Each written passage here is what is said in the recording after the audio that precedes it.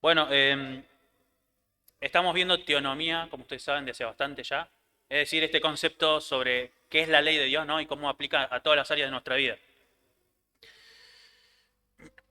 Y veníamos viendo algunas formas o medios por los cuales Dios nos revela y nos muestra de que la ley es importante para nosotros, ¿no?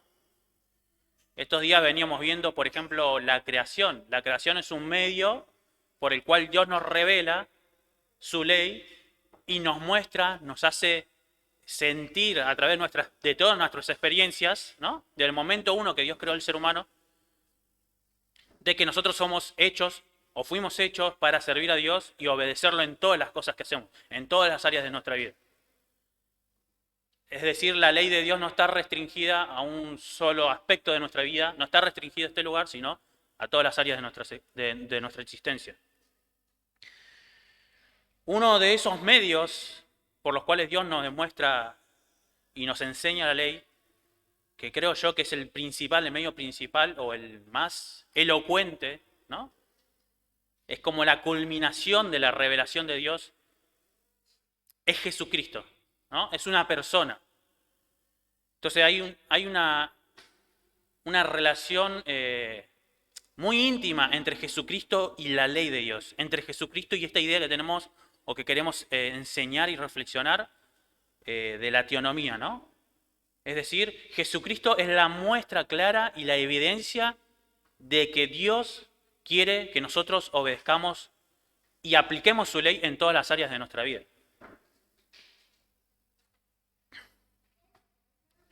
Cuando Dios creó al hombre, lo creó bajo distintos tipos de leyes, ¿no? Si se quiere, en un sentido muy general, Dios le dio al hombre ciertas leyes que controlan su vida, ¿no? Como por ejemplo, las leyes biológicas, ¿no? Nacemos, nos desarrollamos, morimos, y eso compartimos con los demás animales. O la ley de la gravedad, si se quiere, las leyes físicas, ¿no? Que nos enseñan en la escuela. Las leyes que determinan cómo funciona nuestra alma, nuestro pensamiento, ¿no? Son todas leyes que nosotros no podemos cambiar. Somos así. Cómo funcionan nuestros sentimientos, nuestras emociones, ¿no? Nos dominan en un sentido esas leyes. Después de la caída, estas leyes en parte se volvieron como pesadas, ¿no? En otras palabras, los espinos y cardos. O sea, todas estas leyes de la naturaleza que de alguna manera nos hacen llevar un pesar sobre nuestras espaldas. Y después, por otro lado, están las leyes que Dios reveló, ¿no? Progresivamente a través de la historia para que el hombre voluntariamente se someta, ¿no? Y este voluntario no significa si yo quiero someterme, me someto, sino más bien que lo haga por deseo propio, ¿no? No como las otras leyes que hablamos recién, que no me queda otra que obedecerlas, la ley de la gravedad, ¿no? Yo estoy acaparado por la ley de la gravedad, ¿no? Pero en cambio estas leyes, que son las leyes morales, son las leyes sociales, civiles, las leyes que regulan la iglesia, cualquier tipo de ley, tenemos que obedecerlas voluntariamente. Por ejemplo, no robarás, ¿no? No dirás falso testimonio, compartir con los demás, ¿no? Debes siempre pedir y agradecer al Señor. Son todas leyes que el Señor nos manda para distintas áreas de nuestra vida y que debemos hacer un esfuerzo por obedecerlas, ¿no? No vienen solas. Y cuando pensamos en la vida de Jesucristo, ¿no? Nos damos cuenta que su vida es una forma poderosa en que Dios nos muestra cómo vivir bajo ese segundo grupo de leyes, ¿no? Nos muestra cómo en Jesucristo, cómo nosotros debemos regirnos según esas leyes, cómo debemos someternos voluntariamente a esas leyes. Entonces, en un sentido, la vida de Cristo, cuando nosotros la observamos en el Nuevo Testamento, principalmente en los Evangelios, ¿no? La vida de Cristo encarna este ideal teonomista de una sociedad basada en la voluntad de Dios, ¿no? Revelada a través de las Escrituras. Otra vez, la vida de Cristo encarna el ideal teonomista de una sociedad basada en la voluntad de Dios revelada en las Escrituras. ¿Esto qué quiere decir? Que Jesucristo ejemplificó en todo su andar en la tierra cómo un hombre debe vivir con respecto a Dios y con respecto a los que tiene a su alrededor, ¿no? la sociedad básicamente. En primer lugar, el Señor demostró que todas las leyes, uno se debe someter a todas las leyes que Dios puso para controlar la vida del hombre, ¿no? Siendo que Jesús era divino, Él desciende, se somete voluntariamente a estas leyes que hablábamos recién, leyes biológicas, ¿no? Que no tenía por qué hacerlo. Leyes físicas, mentales, no todas estas leyes que nos restringen en un sentido. Y experimentó ese sufrimiento y ese dolor, ¿no? Que todos los seres humanos compartimos. Y también, por otro lado, el Señor se sometió voluntariamente y cumplió perfectamente las leyes reveladas para nosotros, para la humanidad. A lo largo de toda su vida terrenal, Jesús demostró que se puede obedecer, que se puede uno someter a Dios en todas las áreas de su vida. Entonces, en resumen, Jesucristo es la manifestación suprema de cómo Dios valora y honra la ley bíblica. ¿Por qué? Porque Jesucristo se sometió perfectamente a esa ley. No solo que la valora el Señor y que la honra a esa ley, sino que esa ley es una ley completa, no es una ley para algún sector de nuestra existencia, ¿no? Y esto lo vemos y lo vamos a ver ahora demostrado en la vida, ¿no?, del Señor, en cómo Él vivió. Si me quieren acompañar a Hebreos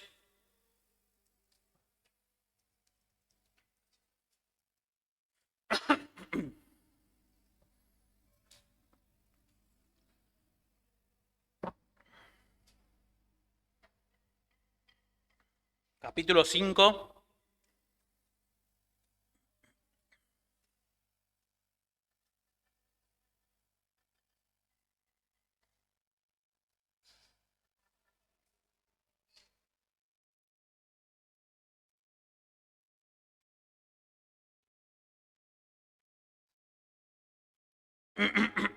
Desde el versículo 7 y el 8.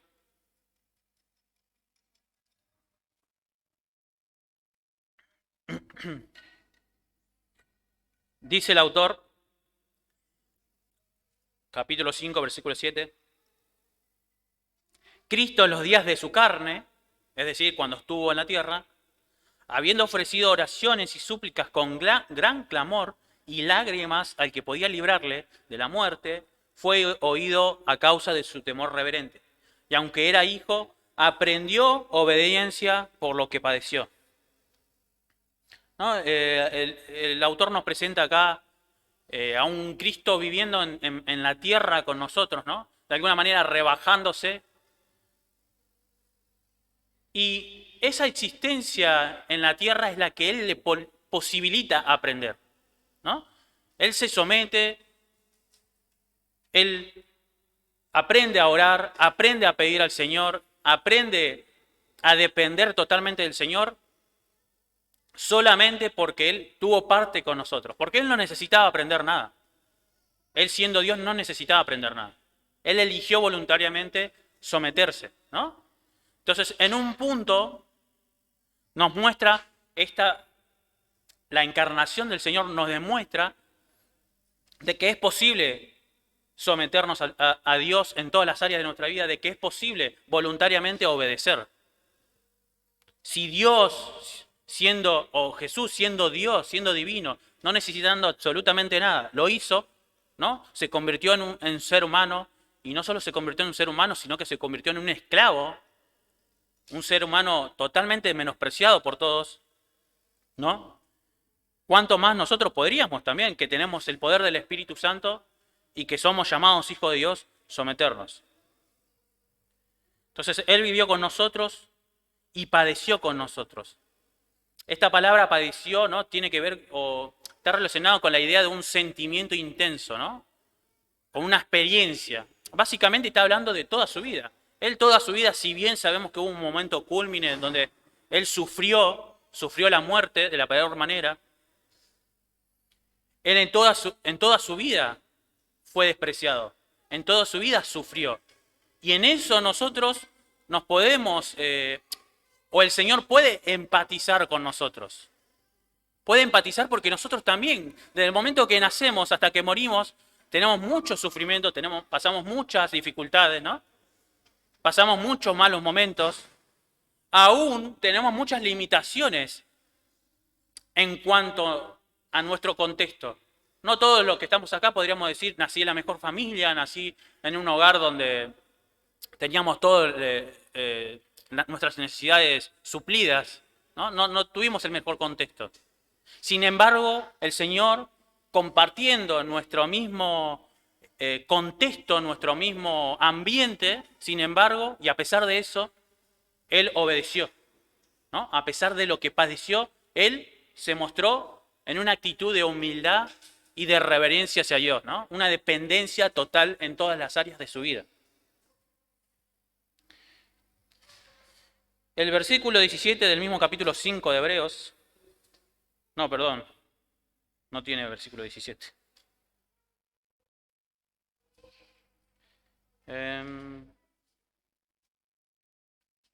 Bueno, lo leo acá, no tengo la cita. Algunos ya lo encontrarán. En Hebreos también dice, por tanto, tenía que ser hecho semejante a sus hermanos en todo, a fin de que llegara a ser un misericordioso y fiel sumo sacerdote en las cosas que Dios atañen, para hacer propiciación por los pecados del pueblo, pues por cuanto él mismo fue tentado en el sufrimiento, es poderoso para socorrer a los que son tentados. Entonces, el Señor fue tentado en todo, fue tentado en su sufrimiento, que en un sentido, como dije anteriormente, es toda su vida fue de sufrimiento, y Él fue tentado en todas las etapas, en todas las facetas de su vida. Y ya sea que haya tenido una buena o una mala experiencia de sufrimiento o experiencias de bendición y de alegría, Él aprendió a obedecer en cada una de ellas, ¿no? Otra vez, Jesucristo es una muestra poderosa de cómo el ser humano puede obedecer y cómo Dios le da la importancia y relevancia a su ley.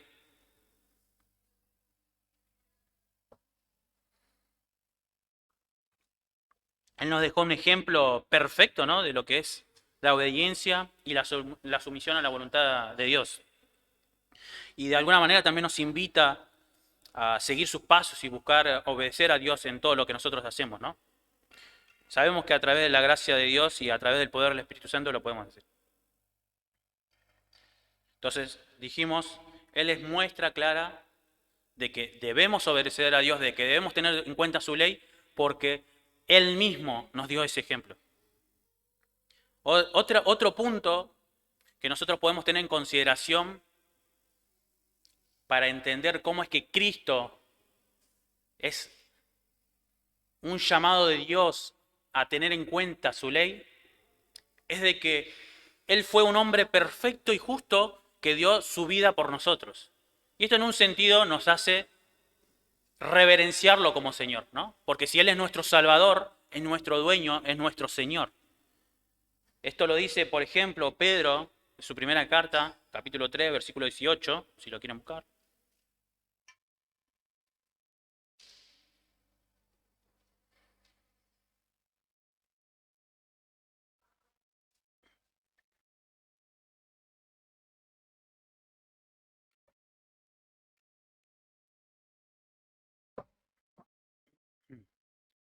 Primero de Pedro 3:18, porque también Cristo murió por los pecados una sola vez, el justo por los injustos, para llevarnos a Dios, muerto en la carne, pero vivificado en el Espíritu. Y esta idea, ¿no?, de llevarnos a Dios, básicamente significa eso. Significa que Cristo, a través de su muerte, a través de salvarnos y de redimirnos, nos acerca el conocimiento de quién es Dios y de su voluntad. Nos acerca el conocimiento de la persona de Cristo y nos acerca a una relación redimida, a una relación sana, pura con Dios, ¿no? Donde nuestra relación con Dios tiene términos claros, es decir, donde nosotros entendemos y aceptamos vivir bajo sus leyes.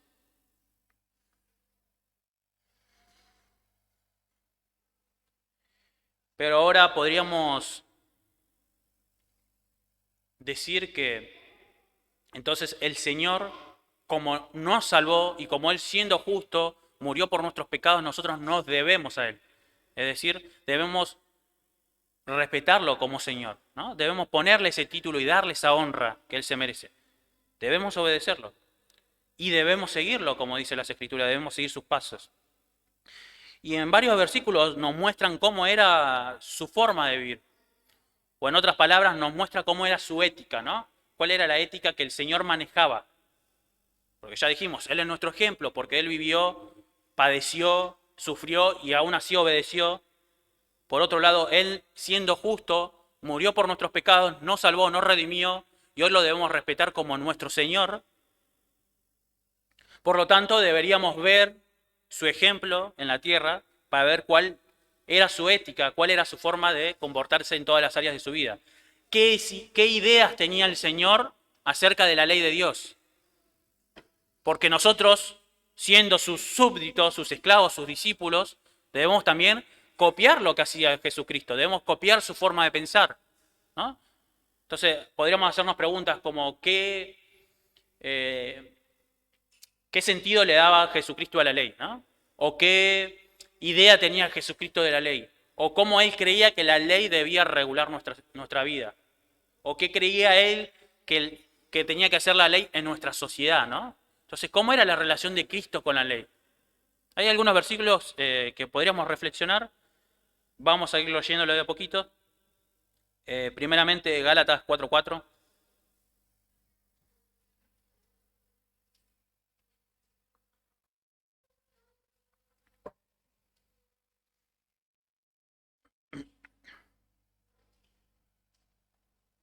Gálatas 4:4.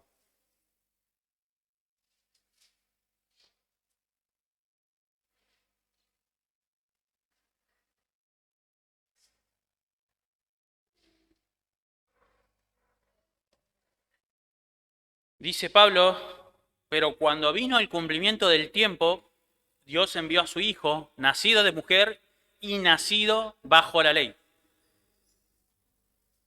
Nacido bajo la ley.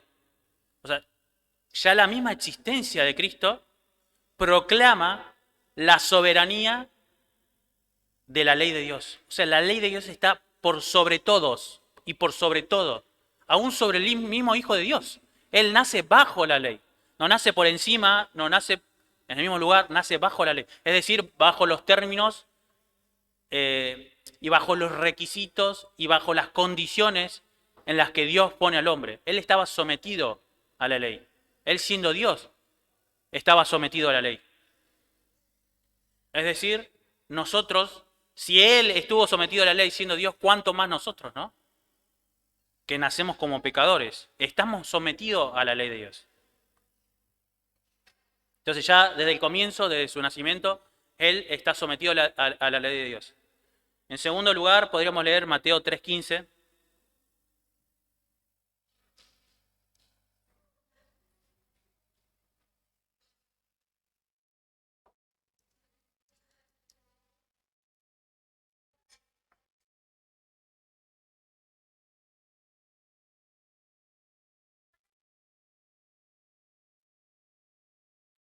Vamos a leer desde el 13. Mateo 3:13. Entonces Jesús llegó de Galilea al Jordán, a donde estaba Juan, para ser bautizado por él. Pero Juan trató de impedírselo diciendo, yo necesito ser bautizado por ti, ¿y tú vienes a mí? Y respondió Jesús, le dijo, permítanmelo ahora, porque es conveniente que cumplamos así toda justicia. Entonces Juan se lo permitió. Para el Señor esta situación de bautizarse era una cuestión de cumplir con toda justicia. Ahora, cuando uno se pone a observar el Antiguo Testamento, no encuentra absolutamente ningún mandamiento donde se ponga como requisito a los judíos bautizarse, ¿no? Y entonces, ¿por qué es que Jesús tiene una idea de que bautizarse es cumplir con justicia, o sea, ser una persona justa? Porque él entendía en un modo cuál era el papel de Juan, ¿no? Juan era un profeta. Juan era el profeta que iba alisar el camino para que Jesús venga. ¿Cuál era el profeta que iba a acomodar el camino, ¿no?, para Jesús? Pero Juan era un profeta de todos modos, era una persona con autoridad de Dios, para hablar en nombre de Dios. Entonces, en ese sentido, el Señor ni siquiera se pone por sobre Juan, no se pone por sobre lo que Dios designó, más allá de que no lo haya puesto explícitamente en la ley. Él respeta la posición de Juan y lo toma como profeta. Y dice, yo me voy a someter a vos. No está exigiendo que Juan se someta a él, sino que él se quiere someter a Juan. ¿Por qué? Porque es un acto de justicia. Entonces, aún en su bautismo, el Señor decide obrar con justicia. Vamos a Mateo 21:12, versículo 21, 12 al 17.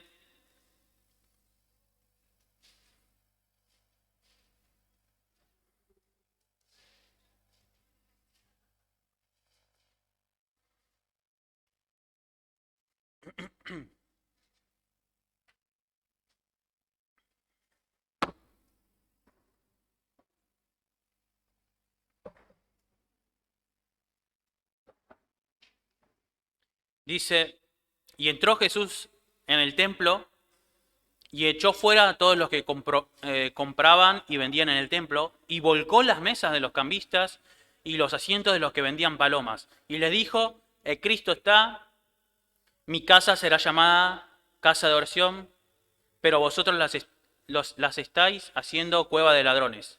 Y en el templo se acercaron a él los ciegos y los cojos, y los sanó.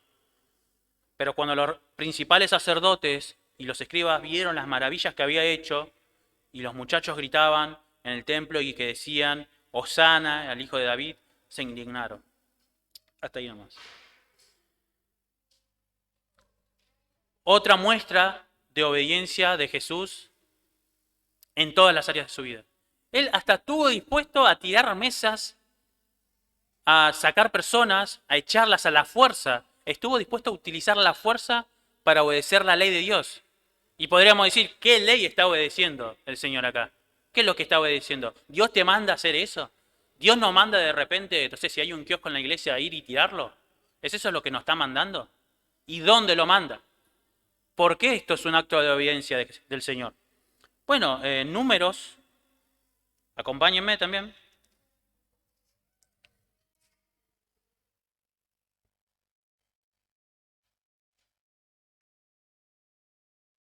No, perdón, Levíticos 15:31.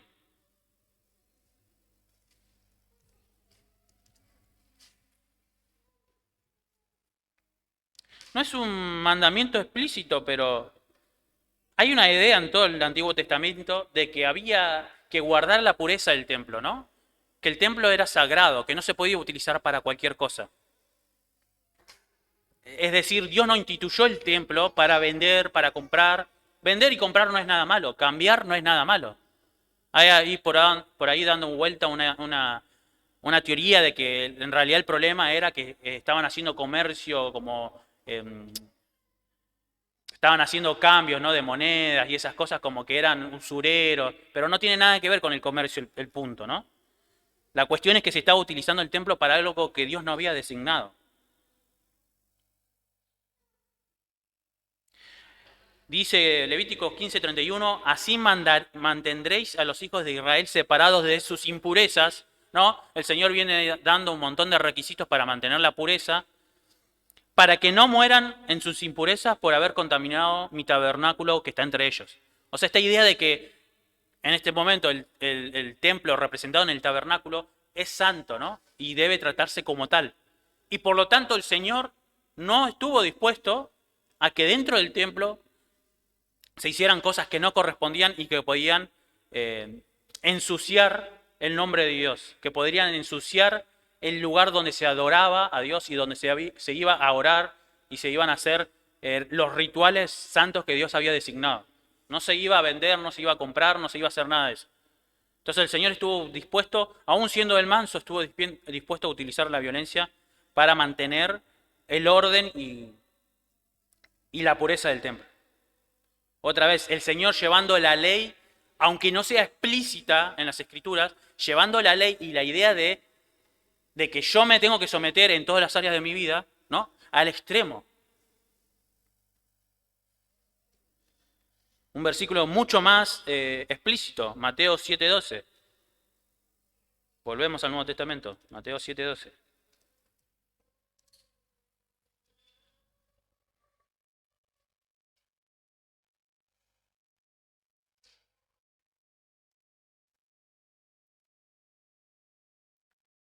El Señor dando sermones, enseñando a la gente.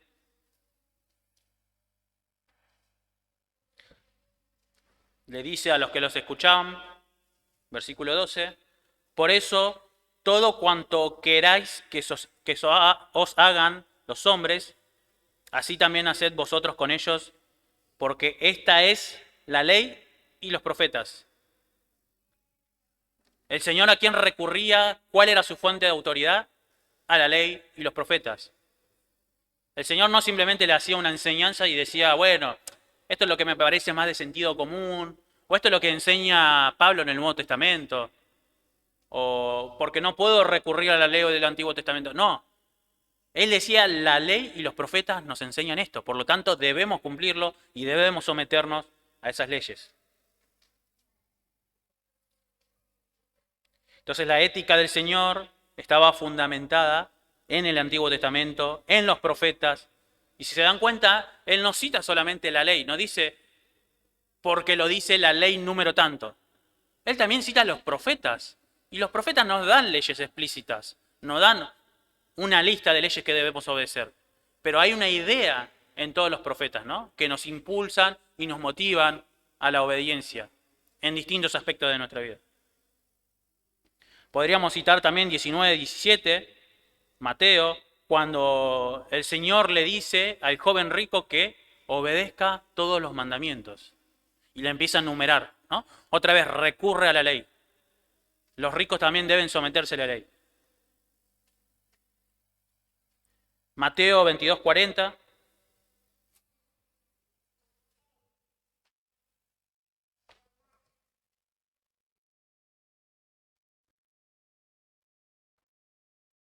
(22:40).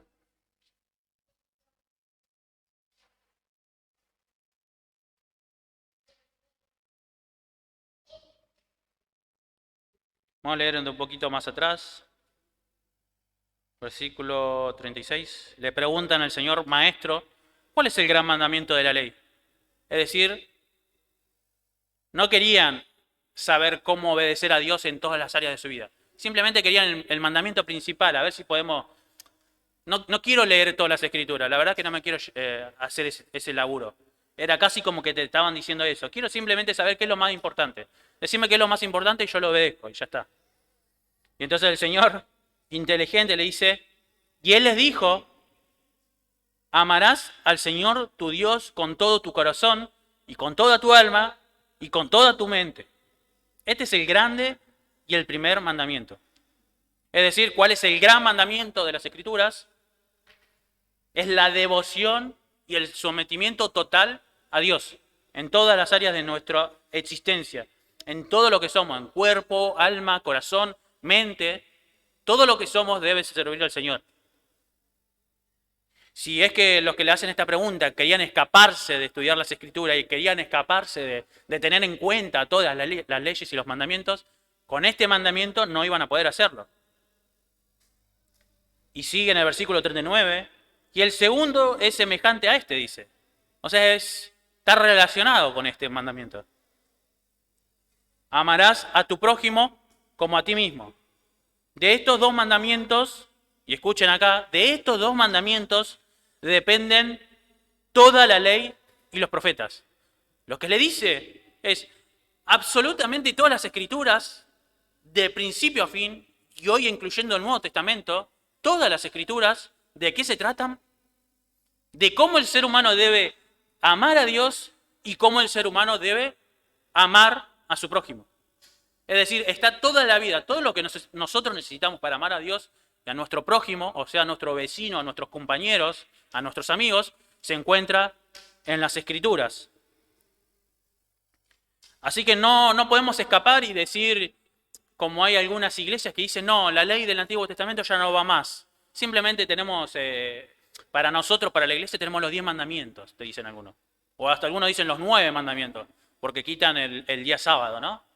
Y otros dicen, no, en realidad todo habría que descartar del Antiguo Testamento. Lo que nosotros tenemos que obedecer es las instrucciones que nos da Pablo, Pedro, Juan en el Nuevo Testamento. Instrucciones como ser dadivosos, amar, ser tolerantes, orar, ir a la iglesia. Entonces cosas muy sencillas, ¿no? ¿Por qué? Porque queremos, como estas personas, decimos, ¿cuál es el gran mandamiento? ¿No? ¿Cuál es ese único mandamiento que el Señor ahora nos dejó? Bueno, este gran mandamiento y de lo que se trata todas las Escrituras es cómo nosotros debemos amar a Dios con todo lo que somos y cómo debemos amar a nuestro prójimo. ¿Y eso qué significa? Dice el Señor. ¿Qué implica? Implica obedecer y tener en cuenta toda la ley. Porque dice, de estos 2 mandamientos dependen toda la ley y los profetas. Todo se trata de eso. Entonces, si vos querés encontrar un mandamiento, el principal es amar a Dios con todo tu corazón, toda tu mente, toda tu alma. Eso implica obedecerlo a Dios en todas las áreas de tu vida. No implica que yo tengo una devoción personal por Dios y vengo a la iglesia y vivo una vida con un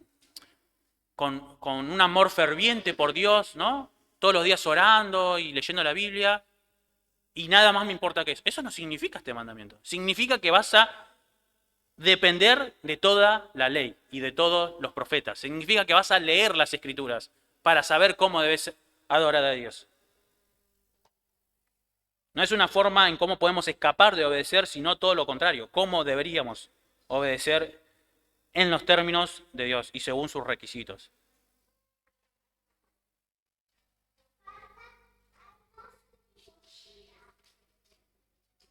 Bueno, en otro versículo, y voy más rapidito, Marcos 7, versículos 6 al 13, hay una historia ahí donde los fariseos ponen sus propias leyes, ¿no? Sus propias estipulaciones, y van dejando atrás la costumbre de obedecer la ley de Dios.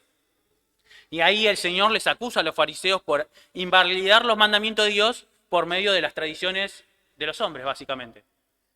Es decir, otra vez, Jesús pone en alto la ley de Dios y pone en segundo lugar, tercero, cuarto y hasta quita del medio las instrucciones de los hombres, si es necesario, ¿no? Entonces, ¿por qué? Porque los mandamientos de Dios están por encima de cualquier otra cosa. Esta es la idea que el Señor tenía de los mandamientos de Dios. Esta es la idea que el Señor tenía de cómo un hombre, en sus costumbres, en su idea de religión, en su idea de iglesia, tenía que obedecer a Dios. No tiene que poner las instrucciones del hombre en primer lugar, sino las instrucciones de Dios.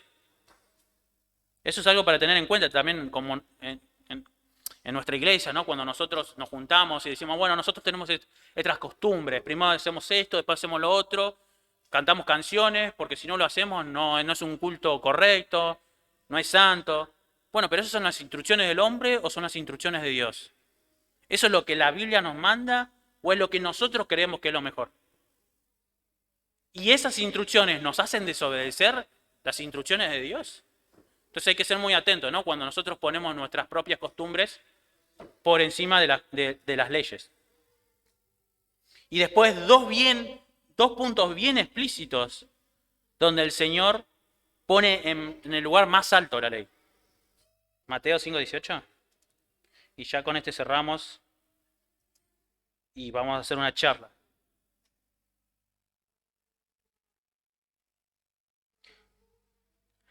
Desde el 17, dice el Señor, no penséis que he venido a abolir la ley o los profetas. Más claro que eso, no se puede encontrar en las Escrituras. No he venido para abolir, sino para cumplir. Este cumplir no significa, bueno, ya la cumplí y ya está, no hace falta que nadie más la cumpla. No es que, listo, ya no tiene más cabida para nadie más porque yo ya la cumplí. ¿No? No es como, no sé, cumplir una tarea. Ya cumplí la tarea, listo, ya no se tiene que volver a realizar. No es esta idea de cumplir. No he venido para abolir, sino para cumplir.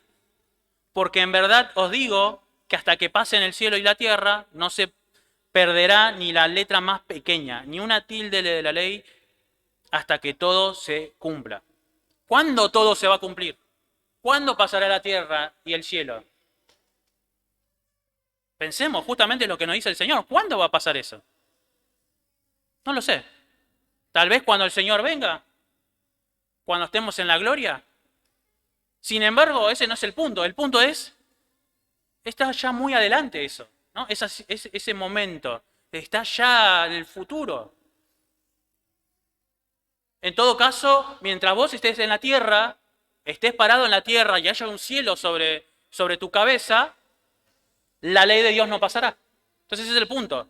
No dice cuando pase el pacto de obras, o cuando venga el nuevo pacto, o cuando comamos la cena, la primera cena, ¿no?, del Señor con sus discípulos, o cuando baje el Espíritu Santo y inunde toda la iglesia, ¿no?, con su bendición. No dice nada de eso. No dice cuando nazca la iglesia, cuando pase el primer milenio. No dice eso. Dice que mientras estés parado sobre la tierra y haya un cielo sobre vos, la ley no va a pasar. Ni una jota, ni una tilde. O sea, hasta el más pequeño detalle está en vigencia. Cualquiera, pues, que anule uno solo de estos mandamientos, aún de los más pequeños, y así lo enseñe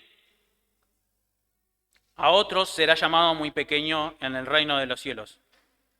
Fíjense que dice, no dice que cualquiera que los desobedezca será llamado pequeño.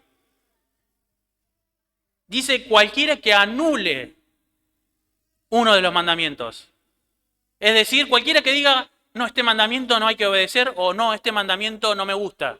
Cualquiera que anule el mandamiento. Y no solo eso, porque a veces nosotros podemos tener nuestras discusiones. Bueno, esto, ¿cómo se obedece? O no sé cómo obedecerlo, ¿cómo lo aplico? Sino que dice cualquiera que enseñe a otro que la ley ya no está vigente. Es decir, no solo invalido, no solo me formo teorías, teología para invalidar la ley y hago argumentos sacados de la galera, argumentos mágicos, sino que enseño a los demás de que la ley no está vigente en alguna de sus partes, ¿no? O no enseño correctamente cómo esa ley se aplica o no a nosotros.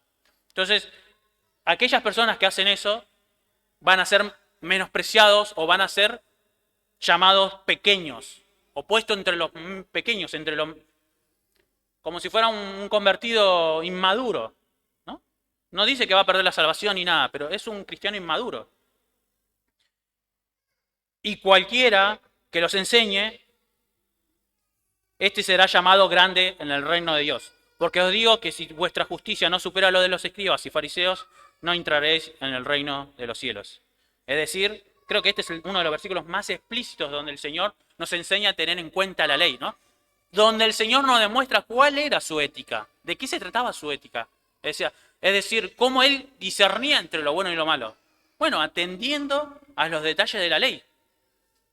Eso no significa que absolutamente todos los detalles de la ley sea algo que nosotros debemos cumplir, porque, por ejemplo, no podemos llevar nuestras ofrendas al templo, ¿no? No podemos llevar los diezmos al templo, no debemos sacrificar corderitos.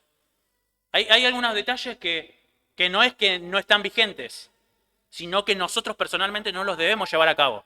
Pero sí están vigentes. Están vigentes, la ley está vigente.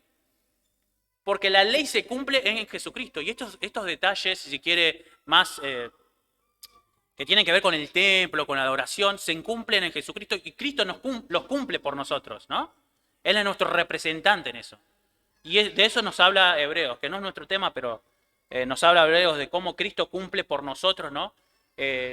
Todas las leyes que tienen que ver con las ceremonias y el culto y el templo. No es que no estén vigentes, están vigentes en Cristo. Entonces, por eso digo que no hay que menospreciar la ley, sino que hay que entender cómo es que se aplica a nosotros. En este caso, estas leyes se aplican a través de Jesucristo, a través de su vida y de su sacrificio. Por último, cerramos y después hacemos una pequeña charla. Mateo 28. Y este sí creo que no me equivoco.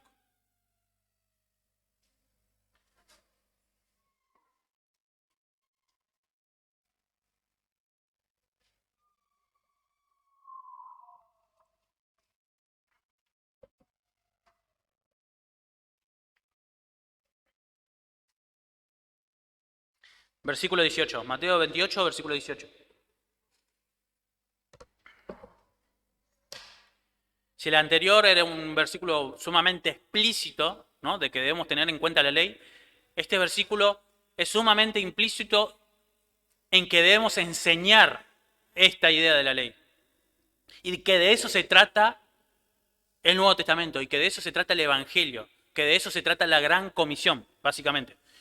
Dice, y acercando Jesús a sus discípulos, les habló diciendo, toda autoridad se me ha sido dada en el cielo y en la tierra. No dice un poco de autoridad o algo de autoridad, o en algunos asuntos de tu vida yo tengo autoridad. Dice, toda autoridad se me fue dada en el cielo y en la tierra. Id pues y haced discípulos. O sea, por lo tanto, como yo soy el rey de este mundo y del cielo, yo tengo toda autoridad. Entonces, ¿qué deben hacer ustedes en consecuencia? Ir y hacer discípulos. ¿Qué clase de discípulos?